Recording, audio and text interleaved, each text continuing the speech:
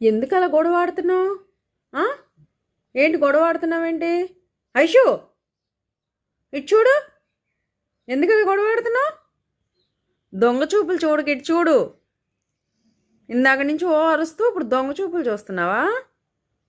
ఐషు ఇటు చూడు, బయటికి తీసుకెళ్ళాలా? వెళ్దామా బయటికి? వెళ్దామా? సరే పద, బయటికి వెళ్దాం. పద పద, బయటికి వెళ్దాం. అన్నీ అర్థమవుతాయి కానీ కనిపించవు. వెళ్దామా బయటికి?